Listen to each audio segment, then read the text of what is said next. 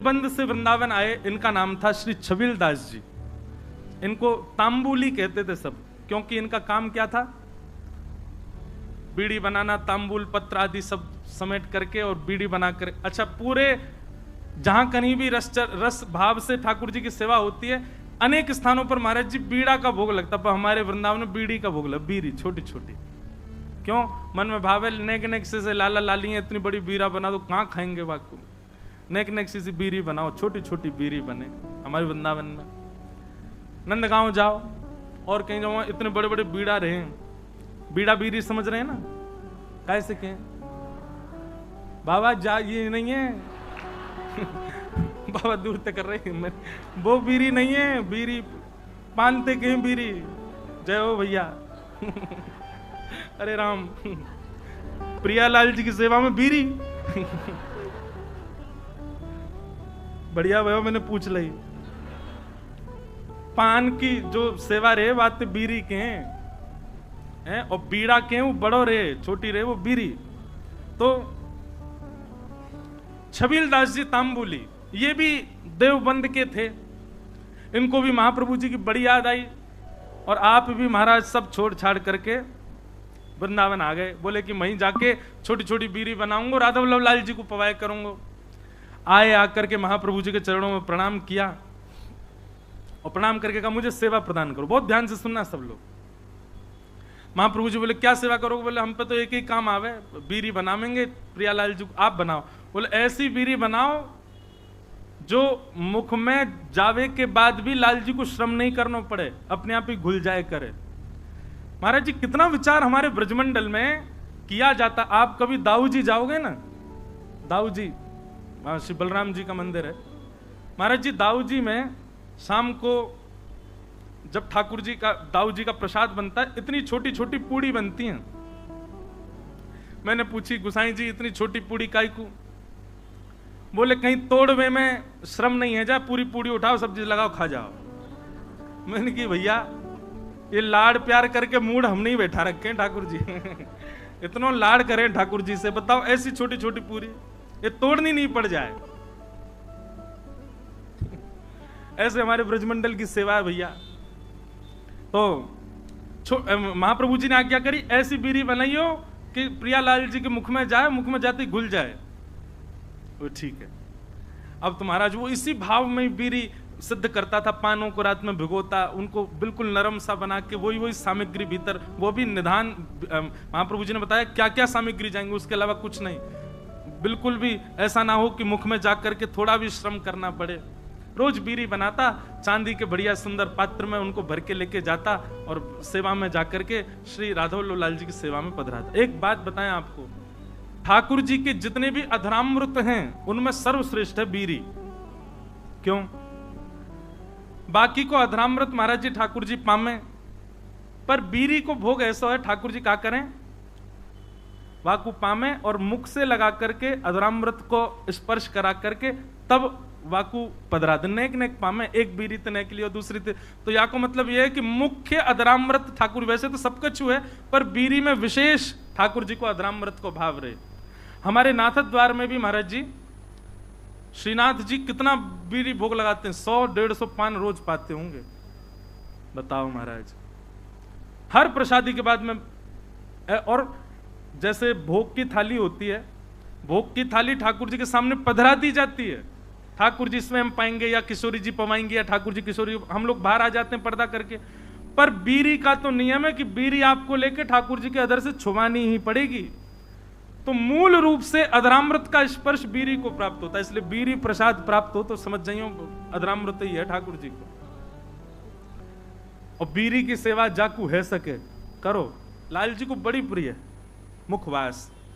तो ये छबील दास जी तांबुली आए और इनने बीड़ी की सेवा प्रारंभ करी।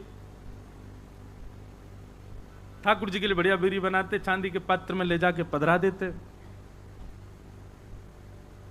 महाप्रभु जी ने एक दिन बीड़ी को प्रसाद ठाकुर जी को पधरा करके, और जब अधरामृत है गयो, प्रसादी है गई, स्वयं पाए, बड़ा आनंद आया। महाप्रभु जी को लगे कि हाँ ठाकुर जी के योग्य सामग्री बन रही है। एक दिन बड़े प्रसन्न थे महाप्रभु जी, तो विराज रहे थे, सब सेवक गण चारों ओर बैठे थे। अत्यंत प्रसन्न श्री हितरवंश महाप्रभु सबसे बोले, कछु मांगो भाई, तुम्हें कहा चाहिए। आज मैं इतना प्रसन्न हूं, आज प्रियालाल जी को ऐसा दर्शन भयो है, इतनो आनंद मन में उमड़ रहे हो कि मन है रो जो मांगोगे सो दूंगो, बताओ क्या चाहिए। चरण दबा रहे थे छबीलदास जी तांबुली, कोई हाथ दबा रहे हैं, सब सेवा कर रहे हैं। हाँ भाई तांबुली छबीलदास, तू बता क्या चाहिए। तेरी बीरी पाई, बहुत बहुत स्वाद, और बिल्कुल ऐसा लग रहा हो कि हाँ प्रियालाल जी को सुख मिलता होगा, बता कहा चाहिए। हाँ, छबीलदास तांबुली चरण दबाते दबाते बोले, जो मांगूंगा सो दोगे। महाप्रभु जी बोले, कहा चाहिए बता, आज्ञा कर।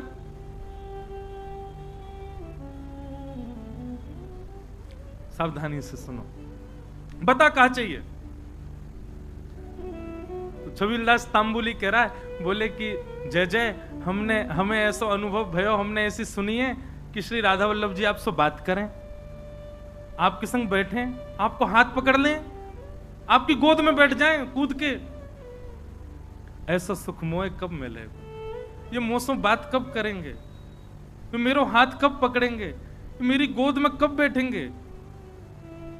मेरे हाथन से बीरी कब पामेंगे? आपको देनो है तो महाप्रभु जी बस यही कृपा कर दो कि श्री राधा वल्लभ लाल जी प्रत्यक्ष काउदना मेरे सामने प्रकट हो जाएं, और जैसी लीला आपके संग करें, मेरी गोदी में भी कूद के बैठ जाएं एक दिन, मुंह को भी वो सुख मिले, ऐसा अनुग्रह कर दो। महाप्रभु जी प्रसन्न भाव में उठ रहे थे, धीरे धीरे अपनी सामग्रियां उठा रहे थे, संध्या के लिए जा रहे थे, और जाते जाते ऐसे ही बोल गए, चल ठीक है दियो, राधा वल्लभ जी कृपा करेंगे तो पे, और चले गए जमुना जी। कोई ऐसा भी नहीं कि विधि विधान से बैठ के आशीष दिया हो, उठ के जाते जाते बोल गए चल दियो, कृपा करेंगे। नेत्र सजल है, बोले अब कब होगी कृपा ये तो जाने नहीं, पर गुरु आज्ञा है तो निश्चित कृपा होगी। स्नान ध्यान करके वो भी बीरी की सेवा तैयार सिद्ध करने लगो, और बीरी सिद्ध करके महाराज जैसे ही लेकर के राधा वल्लभ जी मंदिर में आयो, संयोग से कोई भी नहीं मंदिर में, अकेलो छबीलदास तांबुली बीरी भोग लेकर के भीतर गए, ढूंढने लगो, कोई सखी मिले, सहचरी मिले, कोई सेवक मिले तो दऊं भैया अंदर पधराए दो। जैसे ही समीप गयो तभी कहा, देखो युगल सरकार, दोनों एक दूसरे गले में गलवैया डाले, अपनी एक एक कमर पे हाथ धरे, और मंद मंद मुस्कुराते भये अपने एक दूसरे के प्रति ऐसे शीश झुकाए करके, और वह तांबुली को देख करके मंद मंद मुस्कुरा रहे हैं, और मंद मंद मुस्कुरा करके श्री जी इशारों कर रही हैं, इतकू आ।